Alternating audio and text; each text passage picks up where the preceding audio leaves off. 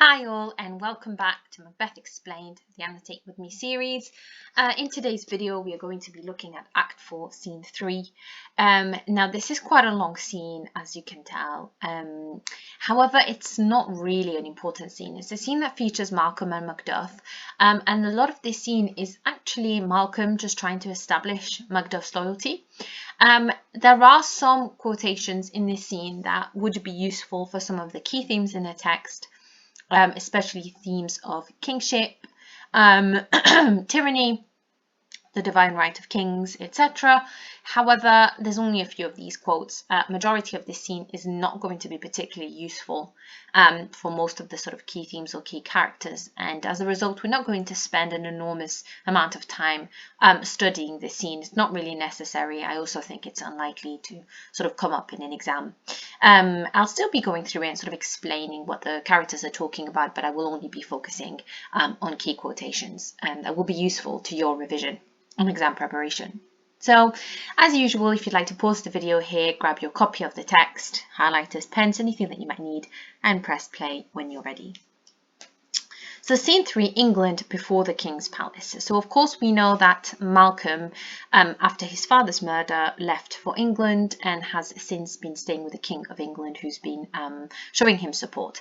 Enter Malcolm and Macduff. Malcolm says, "Let us seek out some desolate shade, and then weep our sad bosoms empty." He's saying, let's go find a sort of isolated place so that we can cry openly.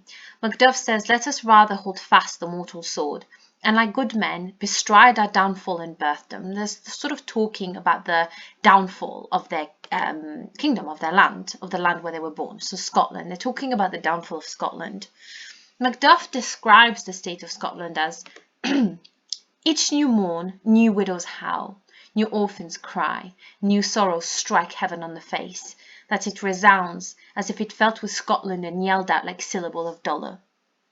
So here he's saying every morning, each new morning, there are new widows. So women whose husbands have been killed, new orphans, children whose parents have been killed, new sorrows, new reasons for people in Scotland to be sad, that strike heaven on the face. And he's saying it's as if Scotland itself is yelling out like syllables of dolor. Dolor here is archaic. It's actually from the French word douleur, which means pain. He's saying it's as if Scotland is crying out in pain. And we've got the repetition here.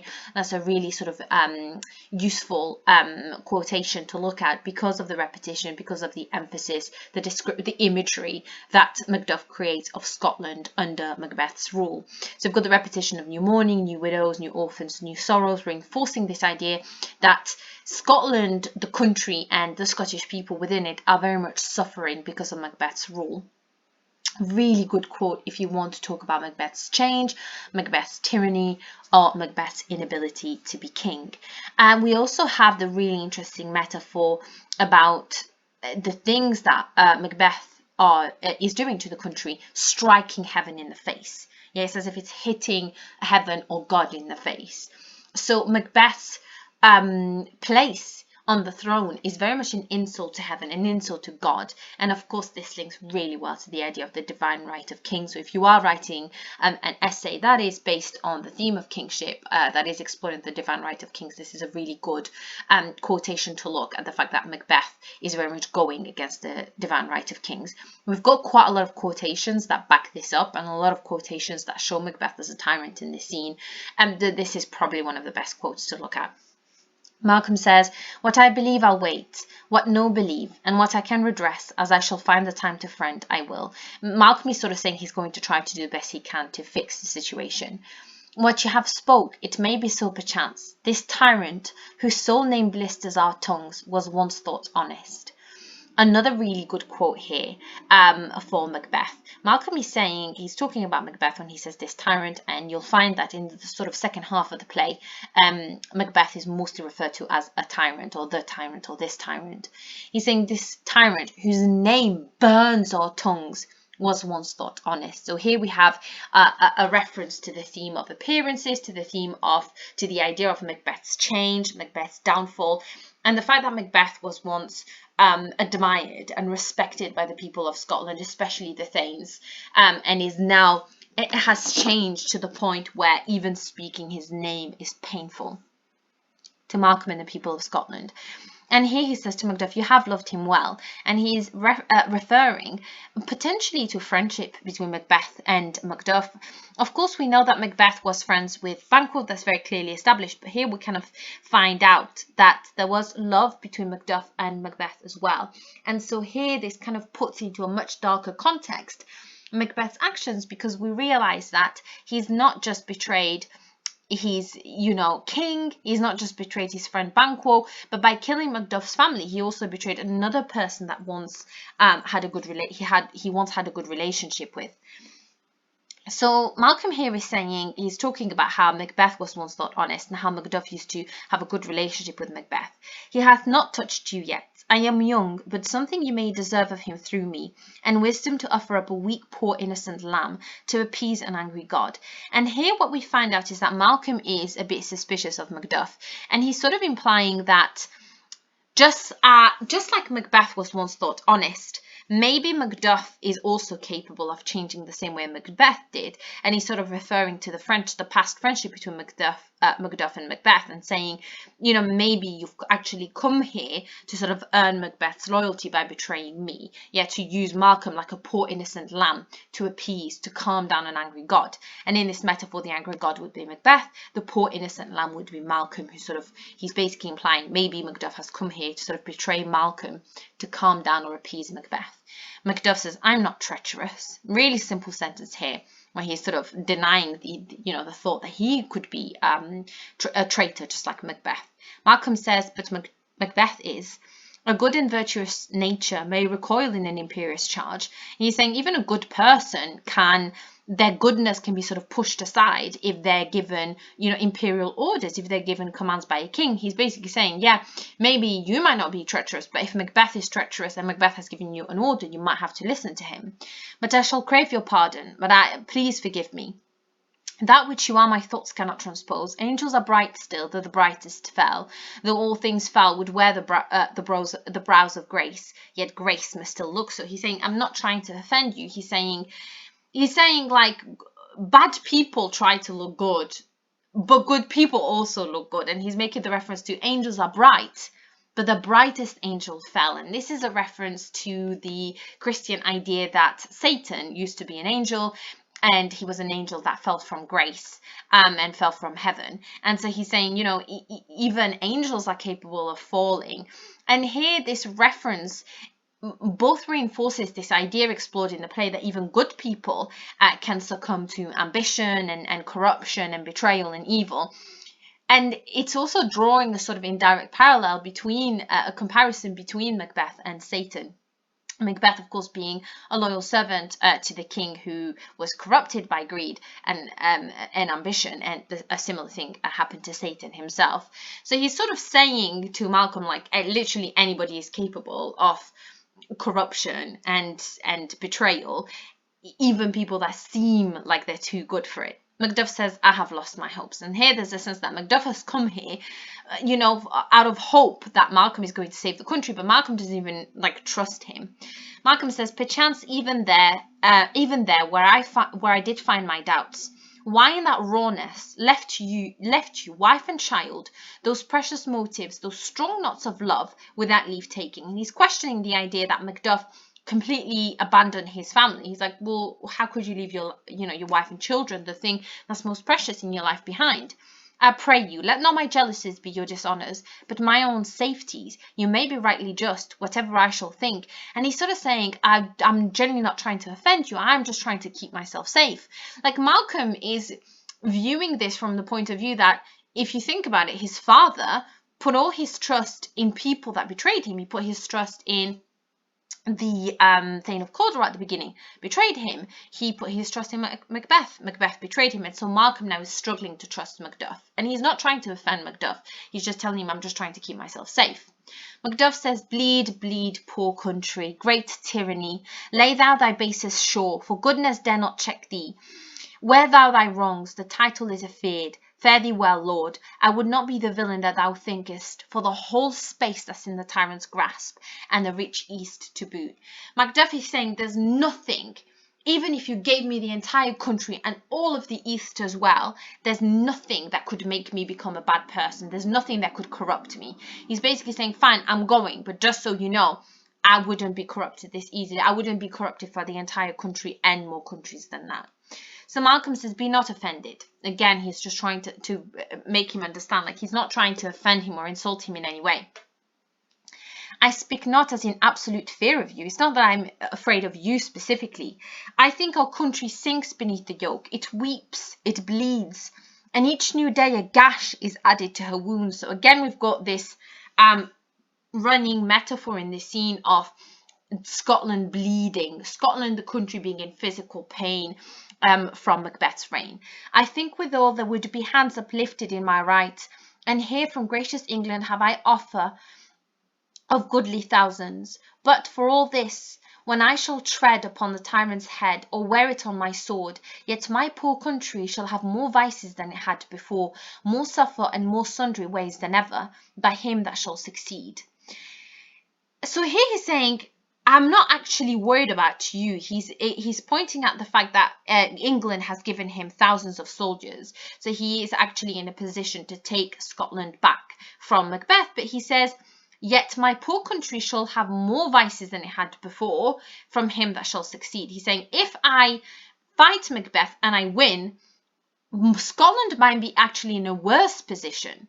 So Macduff says, what should he be? Like, how could that be possible? Malcolm says, it is myself I mean. Yeah, I'm talking about myself. If I succeed in saving the country might be in worse hands than it was with Macbeth. He says, in whom I know all the particulars of vice so grafted that, when they shall be opened, black Macbeth will seem as pure as snow, and the poor state esteem him as a lamb, being compared with my confineless harms. He's saying, I'm so full of flaws and vices, I'm so sinful, I'm such a bad person, that in comparison, Macbeth will seem like a good king. Macbeth will seem pure as snow. So here Malcolm is presenting himself as a bad person. He's saying, actually, I could be a worse ruler than Macbeth. Macduff says, not in the legions of horrid hell can come a devil more damned in evils to stop Macbeth. Macduff says, literally, you couldn't even pick someone from hell itself to be worse than Macbeth. So Macduff is sort of a bit confused about what Malcolm is trying to say. And he's saying, well, no, there's no chance you could be worse than Macbeth. This next bit I'm going to read through and sort of summarize, because it's sort of it's sort of going on, but about the same thing. It's Malcolm telling Macduff that he wouldn't be a good king. So Malcolm here says, I grant him bloody, luxurious, avaricious, false, deceitful, sudden, malicious, smacking of every sin that has a name. He's saying, I admit that Macbeth is violent, he's greedy, he's deceitful, he's got all of the sins that have a name. But there is no bottom, none, in my voluptuousness. And he's saying, but I also am sinful. And he's specifically talking about his voluptuousness. Specifically, he's referring to his lust, his sexual desires. He says, your wives, your daughters, your matrons, and your maids could not fill up the cistern of my lust. And my desire all continent impediments would overbear that did oppose my will. Better Macbeth than such a one to reign. He's basically saying that he has so much sort of sexual desire that no woman would be enough and no woman would be safe from him. He'd want to sleep with all these women. And so therefore, Scotland is better off with Macbeth. So Macduff says, boundless intemperance in nature is a tyranny. It hath been the untimely emptying of the happy throne and fall of many kings. This lack of self-control has caused many a king's downfall. But fear not yet to take upon you what is yours. But don't be afraid to take what's yours. Specifically, he's talking about the crown, the throne of Scotland. You may convey your pleasures in a spacious plenty, and yet seem cold. The time you may so hoodwink. We have willing dames enough. There cannot be that vulture in you, to devour so many as will to greatness dedicate themselves, finding it so inclined. He's saying, don't worry too much about having all these sexual desires. You'll be able to kind of keep that secret, and you'll be able to find enough women that would be willing to be with you. Malcolm says, with this there grows in my most ill-composed affection such a staunchless avarice that, were I king, I should cut off the nobles for their lands, desire his jewels and this other's house, and my more having would be as a sauce to make me hunger more. He's saying, well, I wouldn't just have these endless sexual desires, I would actually be really greedy as well, and I'd take everything from everyone, and I'd just take people's lands and jewels, and the more I would have, the more I would want. That I should forge quarrels unjust against the good and loyal, destroying them for wealth. And I would pick fights with even people who are good and people who don't mean me harm, just because I want what they have, because I want their money. So Macduff says this avarice sticks deeper, grows with more pernicious roots than summer seeming lust. He's saying, yeah, that's definitely a worse thing than like having a lot of sexual desire. And it hath been the sword of our slain kings. Yet do not fear, Scotland hath poisons to fill up your will. Of your mere own, all these are portable with other graces weighed. He's saying, right, but it's definitely worse to be greedy than it is to be lustful. But he's saying, but there's enough money and treasures in Scotland that you'll probably be happy with what you'll have. And he's saying your other graces, like your other qualities, will make up for this greed that you have. And then Malcolm says, but I have none. I don't have other qualities. The king becoming graces, these kinds of qualities that a king should have. And here he lists the qualities that a king should have. Let's highlight them.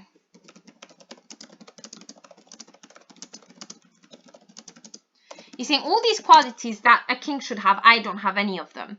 As justice, verity, truth, temperance, stableness, bounty, perseverance, mercy, loneliness meaning the ability of being humble, devotion, patience, courage, fortitude. I have no relish of them, but abound in the division of each several crime, acting in many ways. Nay, had I power, I should pour the sweet milk of concord into hell, uproar the universal peace, confound all unity on earth. He's saying, well, I actually don't have any qualities to speak of. None of the qualities I need to be a king, but I actually have a lot of flaws and sins and crimes that I've committed. And if I was king, I would literally pour the peace of the world into hell and ruin the peace of the world. And Malcolm here becomes devastated, and he says, oh, Scotland, Scotland. Malcolm says, if such a one be fit to govern, speak. I am as I have spoken. He's saying, so if you think I am good enough to rule Scotland, then say so. I'm exactly what I've just told you I am. So Macduff says, fit to govern, fit to rule? No, not to live. You're not even fit. You're barely fit enough to rule. You're not even fit to live, he says. O nation miserable, with an untitled tyrant bloody sceptred, when shalt thou see thy wholesome days again, since that the truest issue of thy throne by his own interdiction stands accursed, and does blaspheme his breed? He's talking about Scotland, and to Scotland he's saying, oh, you poor country, you're under the rule of a bloody tyrant that's stolen the crown, and the person that deserves the crown, the rightful heir to the crown, has himself admitted that he's basically cursed, that he's a horrible person. Thy royal father, and here he's talking to Malcolm and he's talking about Duncan. Thy royal father Duncan was a most sainted king. The queen that bore thee, the woman that gave birth to you, the queen that gave birth to you, oftener upon her knees than on her feet, died every day she lived. He's saying, and your mother, your father was a sainted king, like he was a king that was almost a saint, and your mother spent more of her life praying than she did anything else. Fare thee well. These evils thou repeatest upon thyself have banished me from Scotland. O my breast, thy hope ends here. And he's saying, do you know what? I'm going. Fare thee well. Goodbye. These evils that you've told me about yourself, all these horrible things you've told me about yourself, have banished me from Scotland. I'm giving up the entire country because there's literally no hope. In between the tyrant that is Macbeth and the even worse tyrant that Malcolm would be, there's literally no hope left for his country, and he realizes he has to give up on Scotland. And when he says, oh my breast, he's talking to his heart. Oh my heart, your hope ends here. Yeah, there is no hope left. So then Malcolm, I'll read all of this and sort of explain it. Malcolm says, Macduff, this noble passion, child of integrity, hath from my soul wiped the black scruples, reconciled my thoughts to thy good truth and honour. And here basically what he's saying is, oh, Macduff, I was testing you and you passed. Like, I had my suspicions of you, but now I realise that they were wrong. Devilish Macbeth, by many of these trains hath sought to win me into his power, and modest wisdom plucks me from over-credulous haste. But God above deal between thee and me. For even now I put myself in thy direction, and unspeak mine own detraction. Here abjure the taints and blames are laid upon myself, for strangers to my nature. I am yet unknown to woman, never was forsworn, scarcely have coveted what was mine own. At no time broke my faith, would not betray the devil to his fellow in delight, no less in truth than life. My first full speaking was this upon myself. So here he's saying he basically doesn't want people to tell him he's going to be a good king when he's not, the same way kind of people did with Macbeth at the beginning. And he's saying, I take back everything that I said before. Yeah, unspeak my own detraction. I take back everything I just said. And he's saying, I now trust you. I entrust myself to you. He's saying, the truth of my nature is that I've never actually slept with a woman. So he's not sort of this person that sleeps with infinite amounts of women. He's not actually even been with a woman. He's never broken a promise. He's never coveted something that someone else has. So he's never wanted something that someone else had. He's never lied before. And this is actually the first lie he's ever said, was the lies that he just said to Macduff to trick Macduff. So he's saying he doesn't actually have any of these flaws that he was talking about. He was just kind of putting it on to see if Macduff would kind of just blindly sort of serve him. My first full speaking was this upon myself. Yeah, my first lie that I told was actually this lie that I just told. What I am truly is thine and my poor country's to command. Yeah, all I actually am is a servant to my country, a servant to you, a servant to the people of Scotland. Whither indeed, before thy here approached, old Siward, with 10,000 warlike men already at a point, was setting forth. Now will together, and the chance of goodness be like our warranted quarrel. Why are you silent? And he's saying, and actually, when you came here, Siward, who's this basically like a general, kind of very much like Macbeth was at the beginning, leads an army of 10,000 men, and he's saying, and we're actually all ready to go and claim Scotland, and we can do this together now. And he's saying, why are you so quiet? Macduff says, such welcome and unwelcome things at once, 'tis hard to reconcile. He's saying, well, you've just told me things that I want to hear and things that I don't want to hear. It's kind of hard to tell what's what. Enter a doctor. Malcolm says, well, Morannon, yeah, we'll speak in a second. Comes the king forth, I pray you. The doctor is referring to the king. Malcolm is asking the doctor if the king of England is coming. The doctor says, aye, sir, yes, sir. There are a crew of wretched souls that stay his cure. Their malady convinces the great assay of art. But at his touch such sanctity hath heaven given his hand. They presently amend. This is a reference to the fact that the king, had the ability to heal people that were sick, like people that were so sick that they couldn't be cured by medicine. The king would heal them. So Malcolm says, oh, I thank you, doctor. Exit the doctor, and Macduff says, what's the disease he means? What sickness is he talking about? Malcolm says, 'tis called the evil, a most miraculous work in this good king, which often since my here remain in England I have seen him do. So Malcolm is basically saying that many times he's seen the King of England heal people from this affliction. It's like they call this disease the evil, and it's a disease that afflicts people. It can't be healed by anything but the king. How he solicits heaven himself knows best. How he has this ability to cure people, who knows? Only the king knows. But strangely visited people, all swollen and ulcerous, pitiful to the eye, the mere despair of surgery he cures. Yet people that have come in completely deformed by disease, that a surgery could do nothing to help them, the king manages to cure. So again, this refers to the divine right of kings, the idea that God sort of moves through the king. Hanging a golden stamp about their necks, put on with holy prayers, and 'tis spoken to the succeeding royalty he leaves the healing benediction. Yeah, it's because he's such a pure and good king that he has the kind of blessing to be able to heal people. With this strange virtue he hath a heavenly gift of prophecy, and sundry blessings hang about his throne that speak him full of grace. And he also has the ability to sort of make prophecies to kind of predict the future. So here, this whole little bit, it refers to the ability of the King of England to heal people.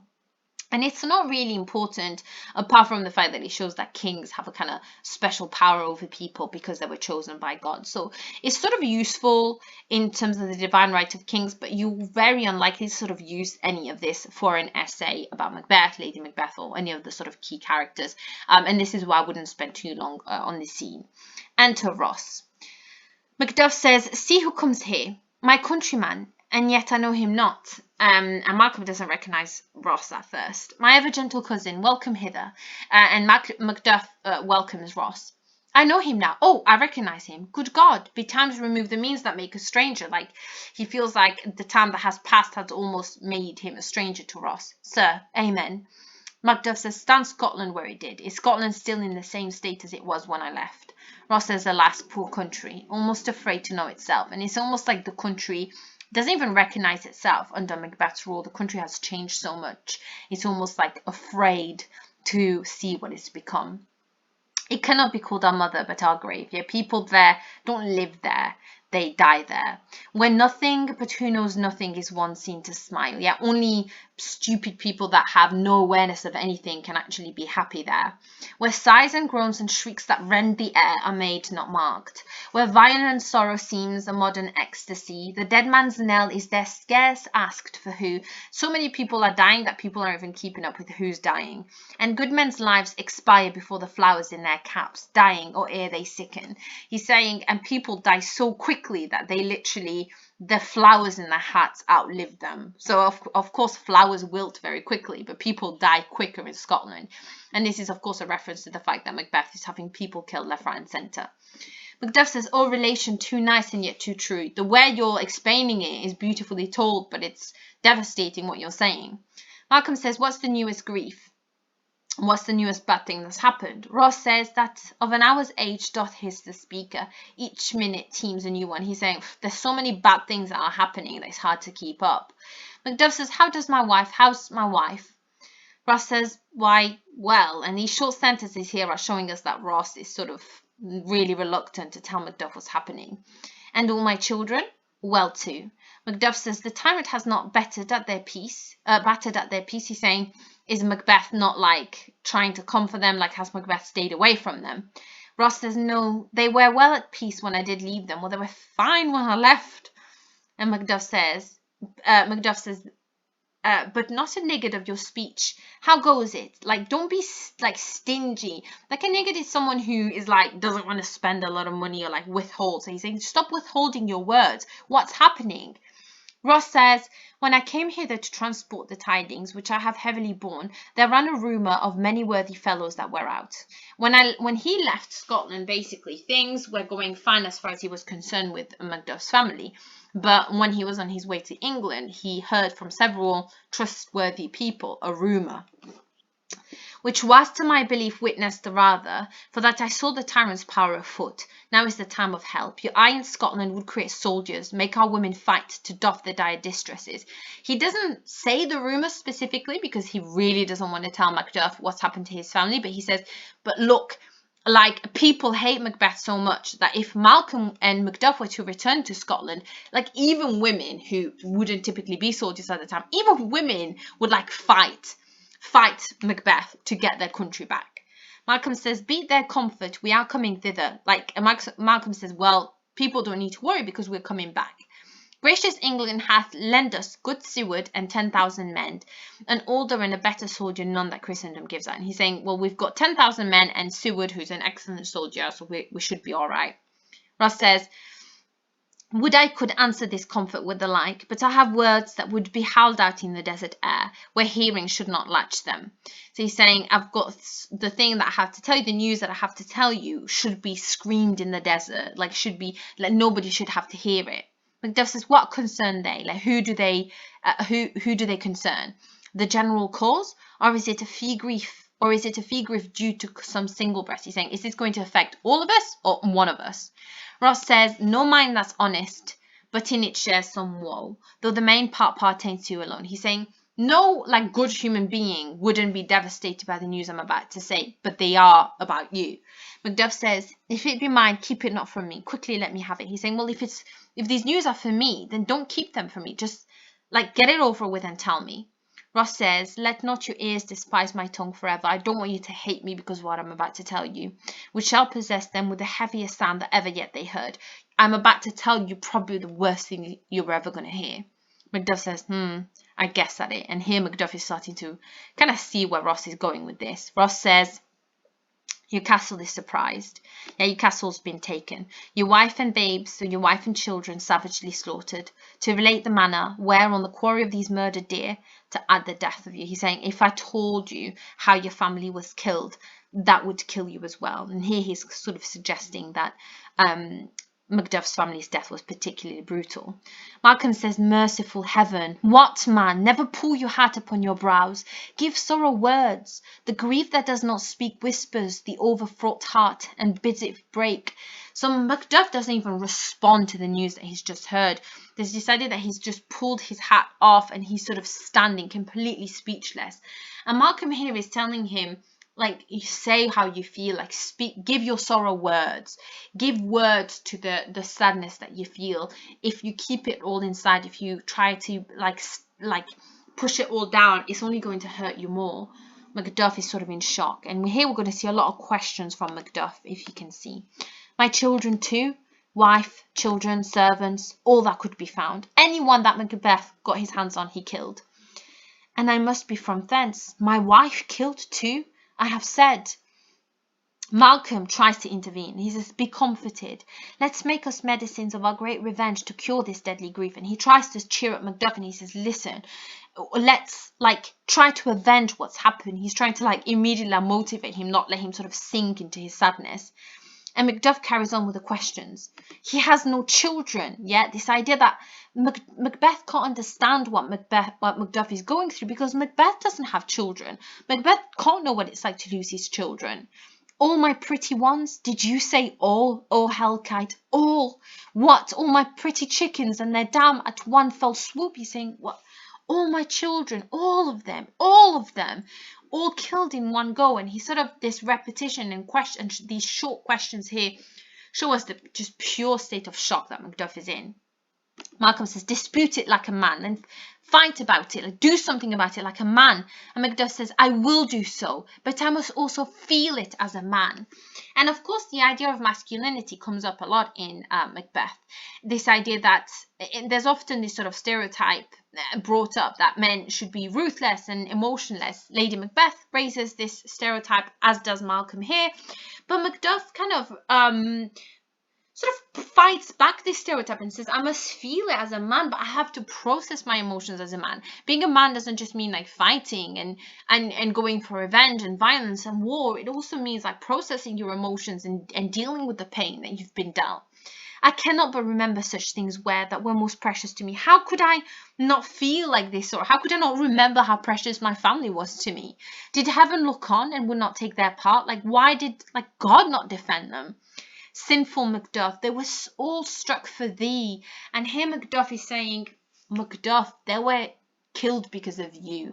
And we see that Macduff blames himself for their death. He knows that Macbeth only had his family killed to get to him, and so he takes on the blame, part of the blame anyway. Naught that I am, not for their own demerits, but for mine, fell slaughter on their souls. Heaven rest them now. Now they're, gone to heaven, but it's my fault that they've been killed. Malcolm says, be this the whetstone of your sword. Yeah, let this be your motivation to fight Macbeth. Let grief can convert to anger. Blunt not the heart and rage it. Don't push away the pain, but use the pain to motivate yourself and fight Macbeth. Macduff says, oh, I could play the woman with mine eyes and brag that with my tongue. Yeah, I could cry and go on about how I'm going to avenge them. But gentle heavens cut short all intermissions. He doesn't want to talk about it. He doesn't want to talk about revenge and everything he's going to do. He says, front to front, bring thou this fiend of Scotland and myself. Bring Macbeth and me face to face. Within my sword's length set him. If he escape, heaven forgive him too. He's saying, put Macbeth and me face to face.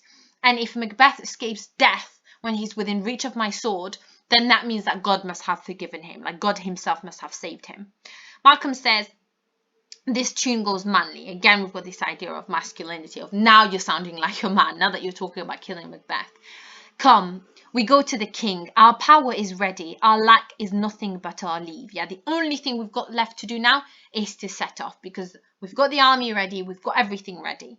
Macbeth is ripe for shaking, and the powers above put on their instruments. He's saying God is almost using Malcolm and the English army like it's instruments, they are agents serving God. And again, this refers back to the divine right of kings, but it's a really good juxtaposition to the earlier quotation when Banquo refers to the witches as instruments of darkness, and of course we know that Macbeth is an instrument of darkness himself as well now, whereas Malcolm is the opposite. He's an instrument of God. He's serving God. Receive that what cheer you may. Yeah, try to feel try to cheer you up as best you can. The night is long that never finds a day. He's saying a night without a day will feel endless. He's basically saying only experiencing good things without hope is unbearable. Like, you have to have some hope. Like, you have to not bury yourself in your grief. And so in this scene, we see some qualities from Malcolm, and we see the most important parts of this scene, I would say, are the quotes to do with Macbeth's tyranny, the suffering of Scotland under Macbeth's reign, because this all refers to the themes of kingship, tyranny, and of course the divine right of kings. We have a few good quotations for sort of Malcolm and Macduff, and some good quotations for the theme of the idea of masculinity and the roles of men in society at the time. That said, this isn't a massively important scene. I would say when you're sort of revising key scenes, this isn't really one of the key scenes. It's mostly about Macduff and Malcolm. Macduff is more likely as a character to come up than Malcolm, I would say. And so it's worth it having some good quotations about Macduff. But Macduff is very much a foil to Macbeth. Macduff is only really there to make Macbeth seem worse in comparison. Macduff almost sort of takes over as the main character of the play as the play goes on, and he ends up being the sort of protagonist. He ends up with the one avenging his family and defeating the evil Macbeth. So in that sense, you might want to revise some Macbeth quotes. But I would say, like I said before, this is not a wholly important scene. So I've tried to explain it as best I could. I hope that this was helpful. If you have any questions, as usual, please feel free to ask in the comments.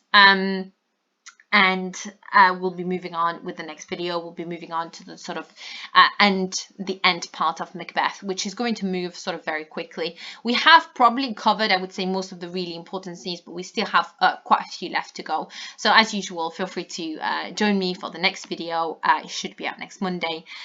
In the meantime, I hope that you are all right, that this was helpful. If you have any questions about this scene, this act, or any of the sort of characters, themes, any questions to do with exams, revision, assessment objectives, anything at all, please feel free to post in the comments. And I hope to see you all in the next video.